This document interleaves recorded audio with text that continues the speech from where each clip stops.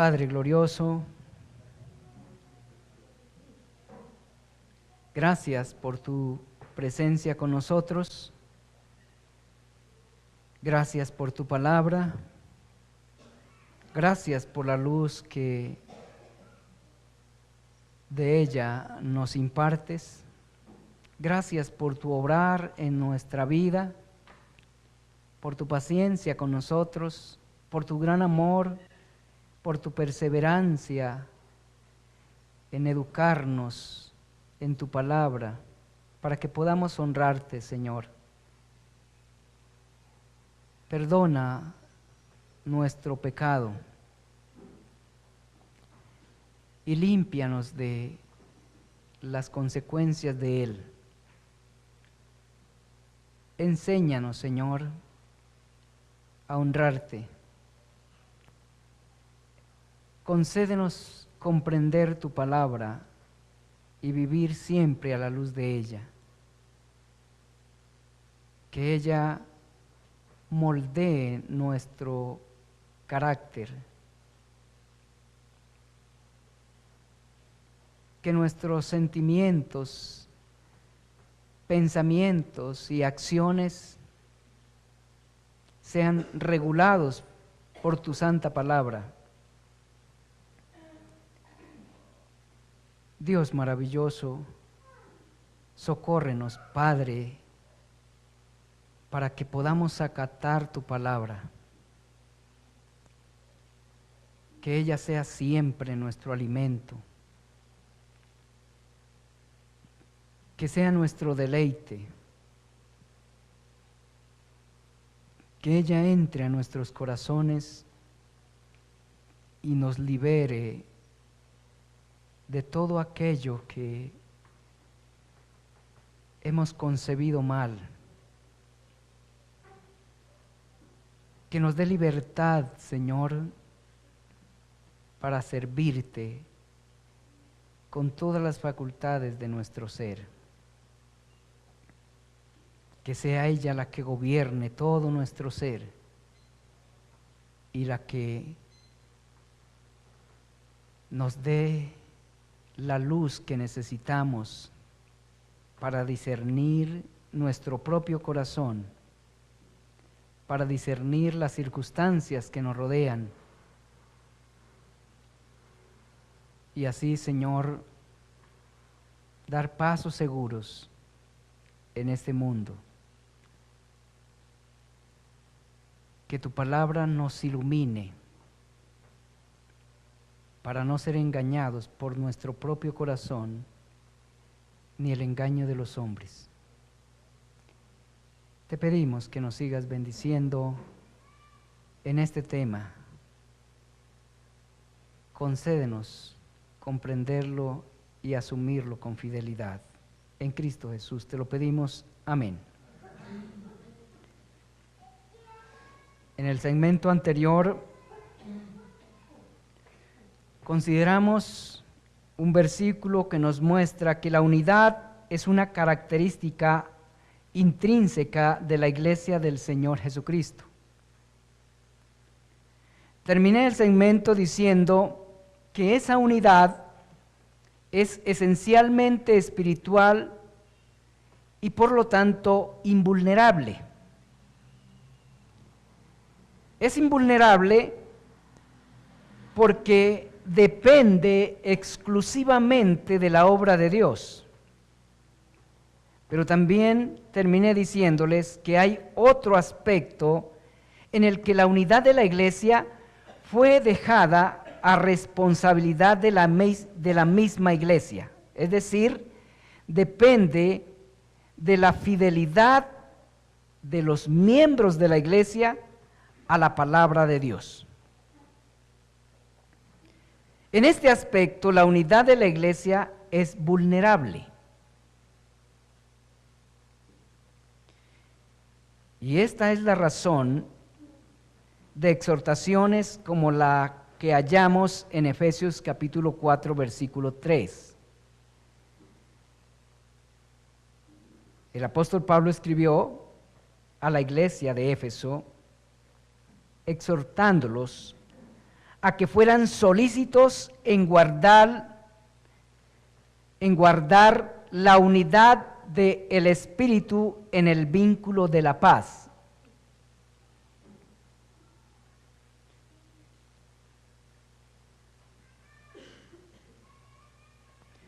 Y a la luz de lo que podemos ver en el versículo que estábamos viendo en el segmento anterior, y a la luz de este versículo que acabo de leer, podemos afirmar que en un sentido la unidad de la iglesia es una realidad creada por Dios, creada por el Espíritu del Señor. Pero también podemos afirmar que en otro sentido la unidad de la iglesia es un objetivo por alcanzar.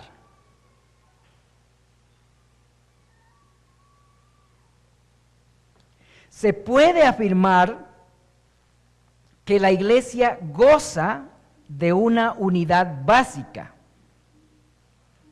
pero también se puede afirmar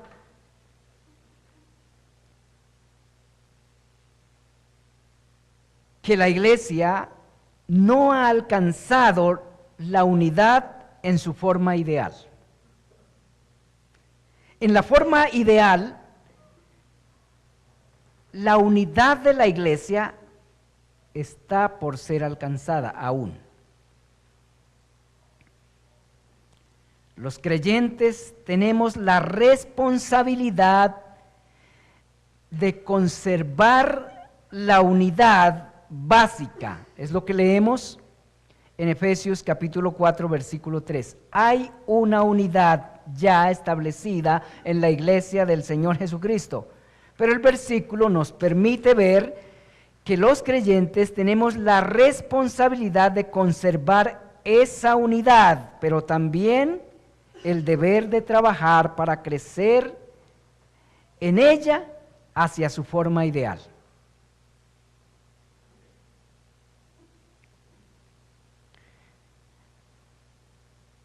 Para eso fueron instituidos los ministerios universales y los ministerios locales. Pueden confirmar eso en Efesios capítulo 4, versículos 11 al 13. Tanto los ministerios universales como los ministerios locales fueron constituidos para equipar a los demás miembros de la iglesia en el trabajo de la edificación de la iglesia hasta alcanzar la unidad en su plenitud. Versículos 11 al 13. De acuerdo a esta referencia, los pastores somos los más responsables del crecimiento hacia la unidad ideal, del crecimiento de la iglesia hacia la unidad ideal. Los pastores somos los más responsables en ese trabajo. La unidad de la iglesia no es un asunto insignificante. Es un asunto sumamente importante, de mucho interés para Dios. La unidad de la iglesia no es algo que debemos subestimar, porque es el objetivo de todos los ministerios, tanto los universales como los locales. Y en ese trabajo, por alcanzar la unidad de la iglesia en su forma ideal, debe involucrarse cada creyente. Si la unidad de la iglesia no fuera importante, no tendríamos que tener en cuenta exhortaciones como la que ya vimos o la que les acabé de leer en Efesios 4:3 y la que vamos a considerar a continuación, 1 Corintios capítulo 1, versículo 10. Repito, si la unidad de la iglesia fuera un asunto insignificante, no tendríamos que dar importancia a exhortaciones como la que vamos a considerar en 1 Corintios capítulo 1, versículo 10. Ruego que tomen sus Biblias y las mantengan abiertas en esa referencia. Vamos a dedicarnos en este siguiente tiempo a ver algunos detalles que el versículo nos presenta sobre el tema. Voy a leerlo para todos, ustedes me siguen en sus Biblias. 1 Corintios capítulo 1, versículo 10.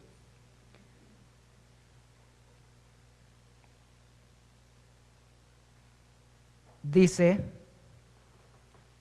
el texto: os ruego pues, hermanos, por el nombre de nuestro Señor Jesucristo, que habléis todos una misma cosa y que no haya entre vosotros divisiones, sino que estéis perfectamente unidos en una misma mente y en un mismo parecer.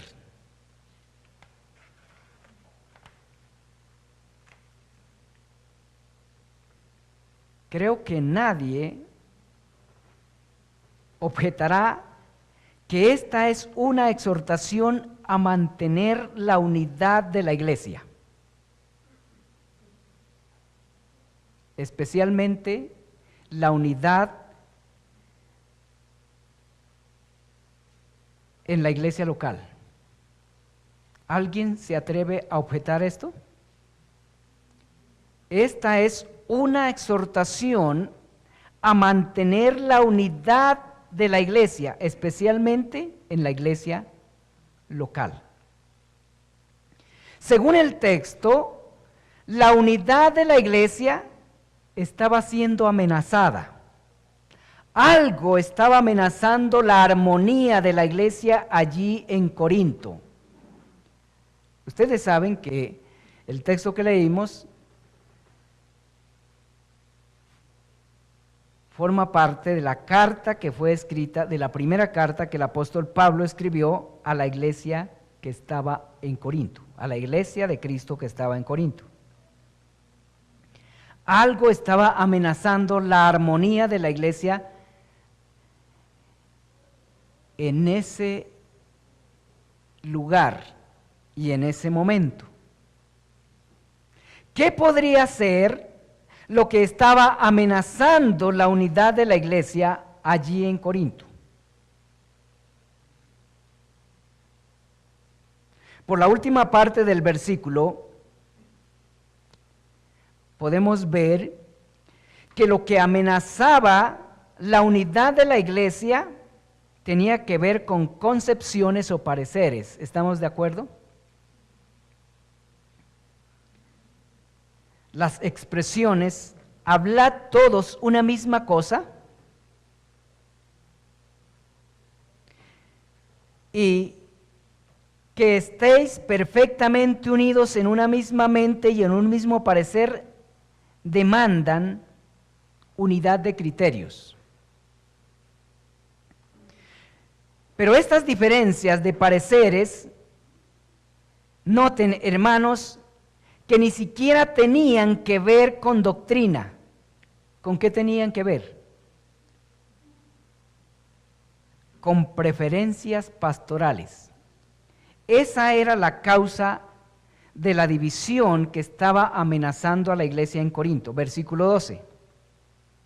Los miembros de la iglesia allí en Corinto estaban peleando entre sí por la diferencia que veían entre Pablo, Apolos y Pedro al hacer su trabajo pastoral.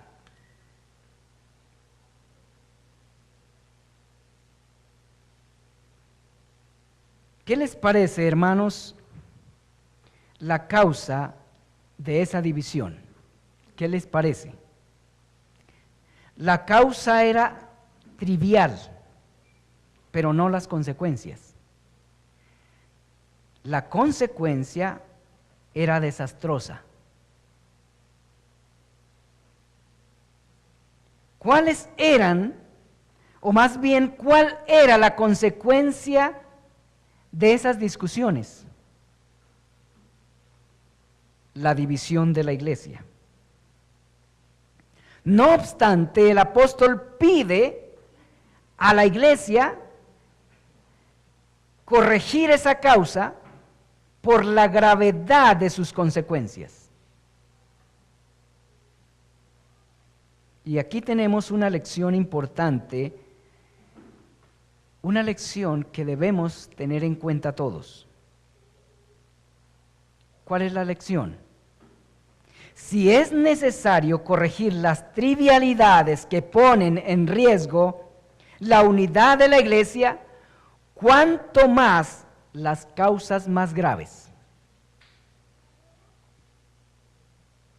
Salomón dijo que las pequeñas zorras echan a perder las viñas, por lo cual esas pequeñas zorras debían ser capturadas. Cantar de los Cantares 2:15. ¿Saben a qué se refería Salomón con esto? Eso lo dijo refiriéndose a esos pequeños factores que podrían echar a perder el amor que entre él y la sulamita estaba en proceso de madurez. Pero volvamos al texto, por favor. Notemos brevemente la forma de la exhortación, porque también es necesario tener en cuenta la forma de la exhortación, no únicamente la exhortación, sino también la forma en que Pablo la hizo. Y asimismo, notemos la base. ¿De qué forma hizo el apóstol la exhortación? Me refiero a la exhortación que leemos en el versículo 10 del primer capítulo de la carta a los Corintios. ¿De qué forma hizo el apóstol esa exhortación? La hizo en forma de ruego, ¿verdad? ¿Qué indica ese ruego? 4 cosas, hermanos, 4 cosas importantes debemos tener en cuenta de ese ruego. Una, ese ruego indica la preocupación del apóstol por los efectos de tales contiendas. 2, ese mismo ruego indica la importancia de la unidad. Y 3, ese ruego a su vez indica la actitud pastoral del apóstol para exhortar. Noten que no les dijo, les exijo que se pongan de acuerdo. Hubiese podido hacerlo porque era apóstol, pero no lo hizo. Les dijo, les ruego hermanos, les ruego hermanos. El énfasis de este ruego no está en su autoridad como apóstol, sino en su amor por lo que es la iglesia. El tono de su exhortación es un tono apacentador, es un tono humilde, no es un tono autoritario ni coercitivo. Es un tono apacentador. ¿Lo notan? Y cuarto, ese mismo ruego también indica el respeto que el apóstol tenía por la responsabilidad de cada miembro. Él hubiese podido decir: ustedes tienen que ponerse de acuerdo. Se lo exijo. Hubiese podido decir.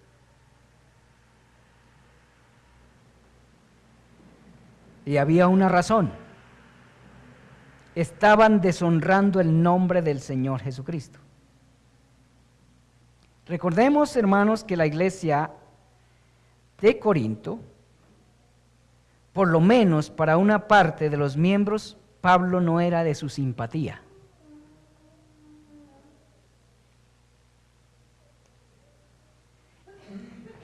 Por tanto, en lugar de apelar a su autoridad, pero sin renunciar a ella, hizo uso de su corazón pastoral, en lugar de hacer uso de su posición apostólica.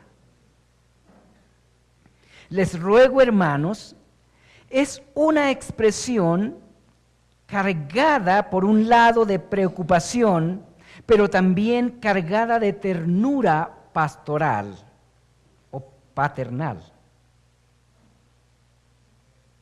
El argumento que acompaña a este ruego es un argumento riguroso, pero el tono es un tono apacible, cargado de ternura, libre de prepotencia. ¿Lo notan? Una característica propia del Señor Jesucristo.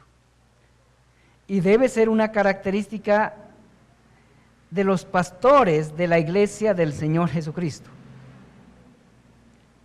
El modo de esta exhortación no es imperativo, es indicativo.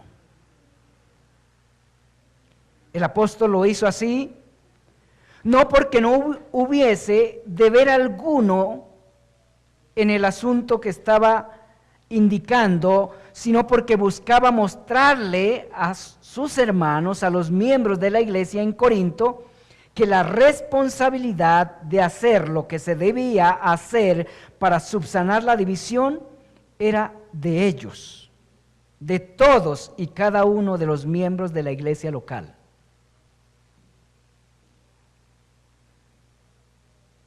El apóstol no pretendía obligarles.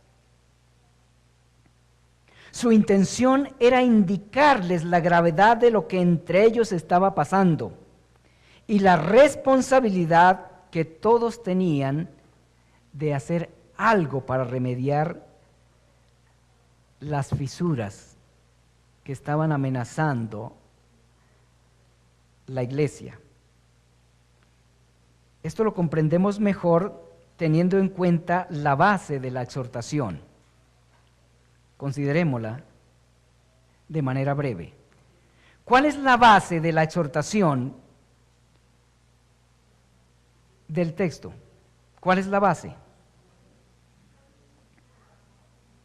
No fue su posición u autoridad apostólica. Fue el nombre del Señor Jesucristo. El nombre del Señor Jesucristo es puesto en escarnio cuando la iglesia se divide. Los culpables de ello, ¿quiénes son? Todos cuantos estén involucrados en la causa. En aquel caso, todos cuantos estaban involucrados en las discusiones sobre quién era mejor pastor entre Pablo, Apolos y Pedro. Ellos eran los culpables, los que estaban involucrados en esa discusión. Pero permítanme, hermanos, seguir haciéndoles algunas preguntas para profundizar un poco más este punto. Manténganse en el texto, por favor. ¿A quiénes dirigió el apóstol la exhortación del versículo 10, el versículo que estamos considerando? ¿A quiénes dirigió la exhortación?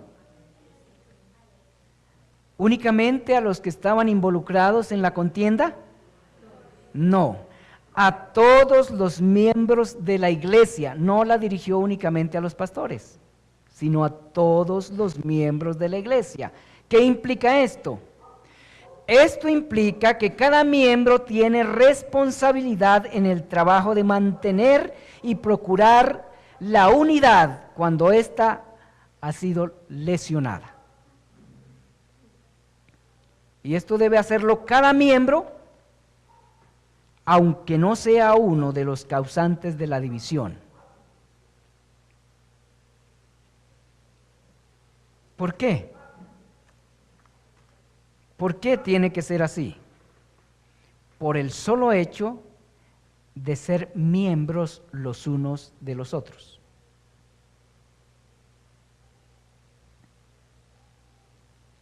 Aunque todos los miembros de la iglesia no sean culpables de una fisura en la unidad de la iglesia, todos sí son responsables de hacer algo por remediarla, por el solo hecho, repito, de ser miembros los unos de los otros.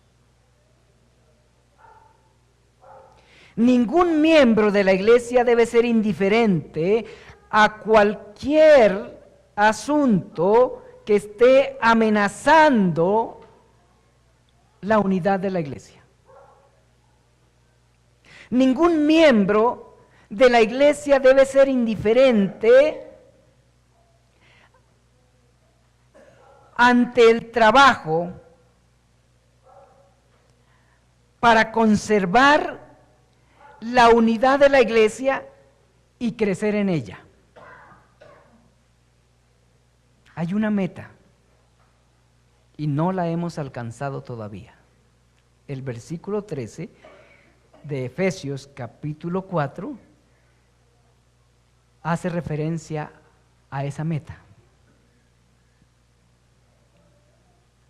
De manera, hermanos, que mantener y procurar la unidad de la iglesia a nivel local y aún a nivel universal es responsabilidad de cada creyente, puesto que la unidad es un asunto de gran importancia para todos y cada uno de los miembros, porque es un asunto de gran importancia para Dios mismo.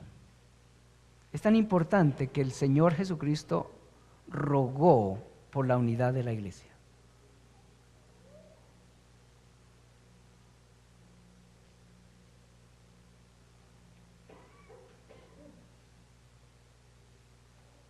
¿Por qué es importante la unidad de la iglesia? Vale la pena considerar esa interrogante también. ¿Por qué es importante la unidad de la iglesia? Es importante, hermanos, porque es la característica por la cual el mundo puede conocer que el Señor Jesucristo fue enviado por Dios el Padre y que el Padre ama a los creyentes como ama a su Hijo Jesucristo. Yo no entiendo mucho esto, pero eso fue por lo que oró el Señor Jesucristo, según Juan capítulo 17, versículo 23.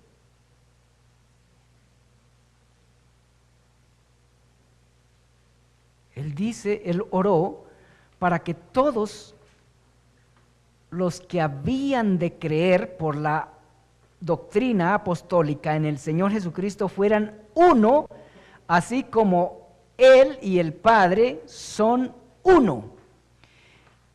Y para que el mundo conociera que el Señor Jesucristo había sido enviado por el Padre y para que el mundo viera que Dios ama a los creyentes de la misma manera que ama a su Hijo Jesucristo. Vuelvo y digo, esto no lo puedo comprender, pero el Señor Jesucristo oró por ello. Esto indica que el mundo no puede ver al Señor Jesucristo y el amor de Dios por su iglesia cuando la iglesia está dividida.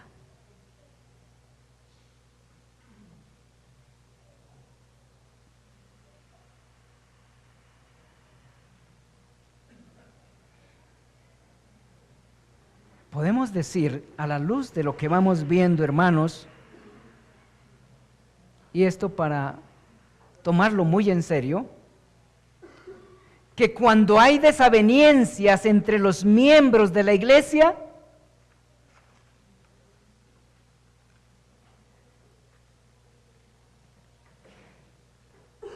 estamos deshonrando el nombre de Dios ante el mundo a un nivel mayor que la familia cuando entre sus miembros hay conflictos.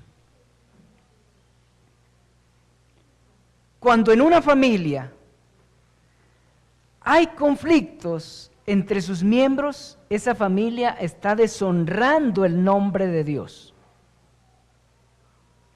Pero cuando hay conflictos entre los miembros de la iglesia del Señor Jesucristo, esa iglesia está deshonrando el nombre de Dios a un nivel mayor al que lo deshonra la familia cuando entre sí hay conflictos.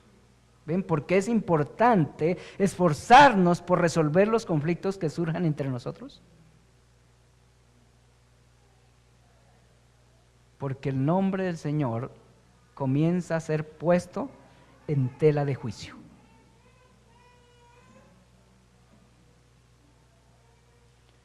Y se estarán preguntando, ¿cómo evitar la división de la iglesia? ¿Es evitable la división de la iglesia? Sí. La respuesta la dio el mismo apóstol en el mismo versículo que estamos considerando en la última parte.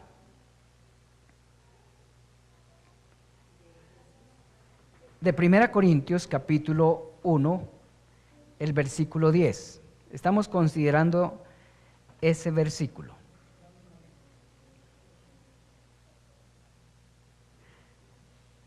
Fíjense en el texto y escuchen la siguiente pregunta y traten de responderla a la luz de lo que pueden ver en el texto. ¿A qué exhortó el apóstol a los miembros de la iglesia en Corinto para evitar la división que estaba amenazando a la iglesia?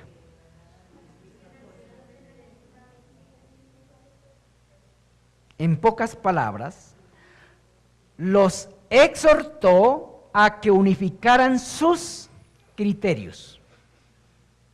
En síntesis, sintetizando el texto, sintetizando la exhortación. Cosa difícil. La exhortación es, pónganse de acuerdo. Y no dijo, porque yo se lo mando. Dijo, por el nombre del Señor Jesucristo. Era el nombre del Señor Jesucristo el que estaban poniendo en tela de juicio con sus peleas entre sí, por una trivialidad. Sin embargo, el apóstol los exhortó a que corrigieran esa trivialidad, porque las consecuencias de las discusiones por esa trivialidad no eran triviales, eran desastrosas para la iglesia. Hay trivialidades desastrosas.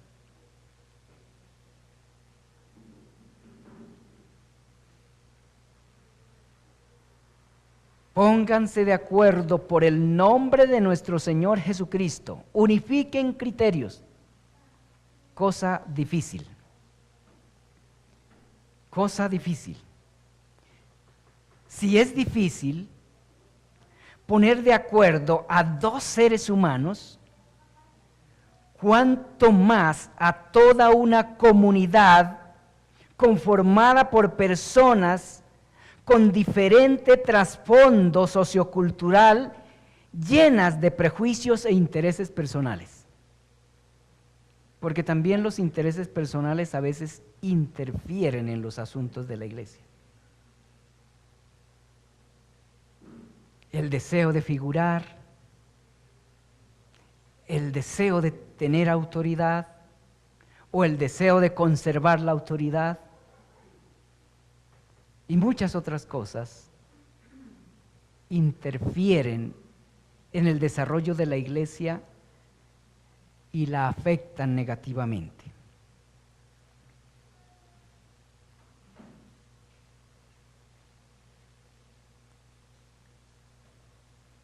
Repito, si es difícil poner de acuerdo a dos personas, como por ejemplo un matrimonio,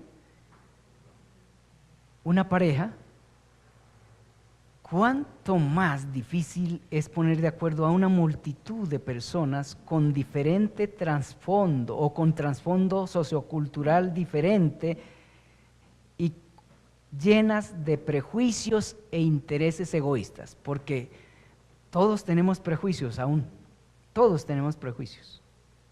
Y una de las cosas que más hacen daño en las relaciones interpersonales son los prejuicios, sean las relaciones de pareja o en cualquier otra relación interpersonal.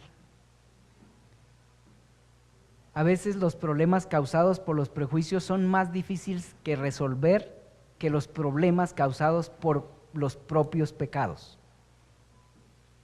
es decir, por los pecados más sobresalientes.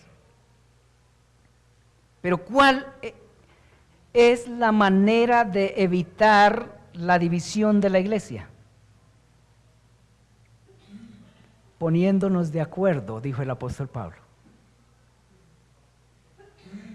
El asunto es que no hay muchas formas de unificar la iglesia. En otras palabras, no hay muchas formas de poner o no contamos con muchas alternativas para poner de acuerdo a los miembros de la iglesia. En verdad, solo hay una forma. Una única forma. Pero comenzaremos a ver eso a partir de las siguientes exposiciones, porque vamos a tener que seguir en el tema, ya que es un tema pertinente. Hoy la iglesia se fragmenta por cosas triviales. ¿Y por qué las cosas triviales están fragmentando a la iglesia? Por la ignorancia que la iglesia misma tiene de sí misma y de aquello que la une. Pero ahondaremos en esto a partir de las siguientes exposiciones, amados hermanos. Oremos. Bendito Dios, grandioso Señor,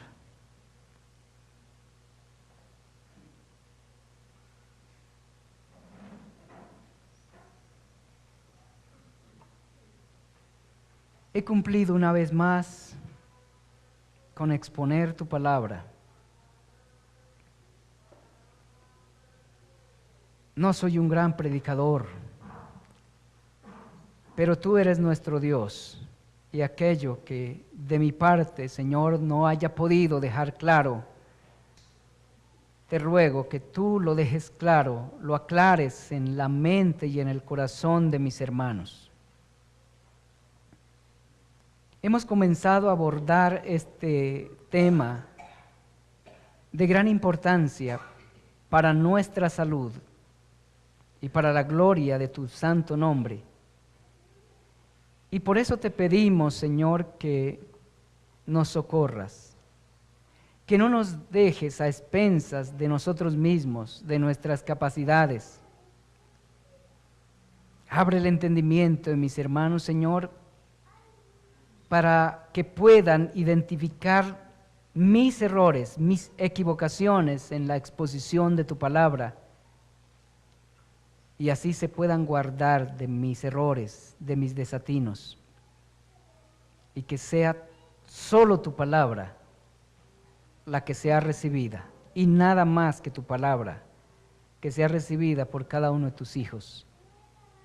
Y te ruego, Señor, que me concedas seguir predicando tu palabra y poder hacerlo con la mayor fidelidad,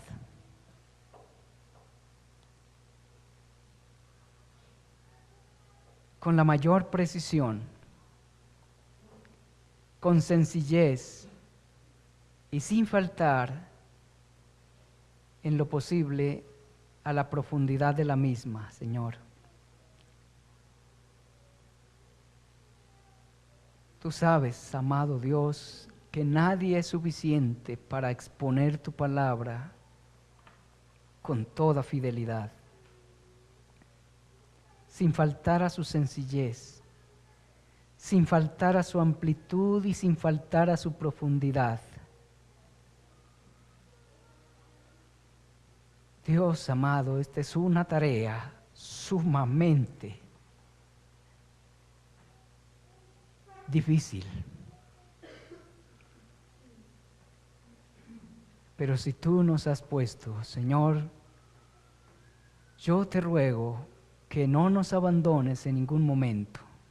Líbranos de la altivez, de la vanidad de nuestro corazón y de todo aquello, Señor, que pueda ser causa de tropiezo para tus hijos, para tu iglesia. Danos diligencia, Señor, para escudriñar tu palabra y para predicarla con fidelidad.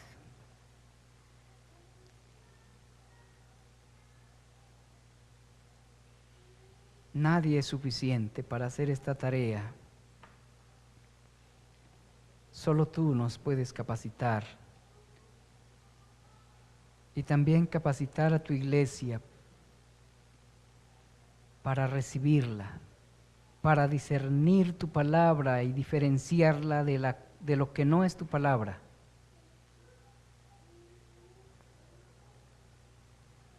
Somos hombres, Señor, y el pecado nos ha afectado, tanto para predicar tu palabra como para escucharla.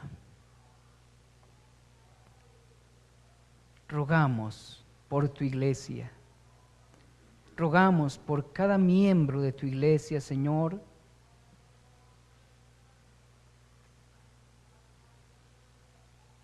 y que tu Espíritu sea nuestro maestro, el maestro por excelencia de cada uno de nosotros.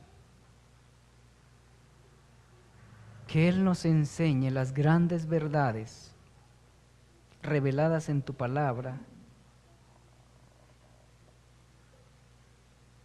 que las podamos percibir cuando son expuestas mediante la predicación y la enseñanza, y también cuando de manera privada abrimos las santas escrituras para leer y meditar en ellas.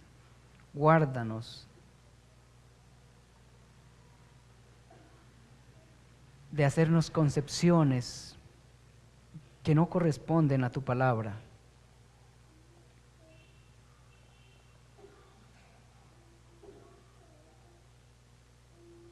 Fórmanos en tu palabra, que es ella y únicamente ella sea la que guíe nuestros pasos.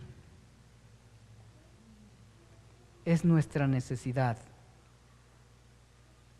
y por ello te lo suplicamos, Señor. Lo suplicamos no por nuestros méritos, sino por los de tu Hijo Jesucristo. Amén.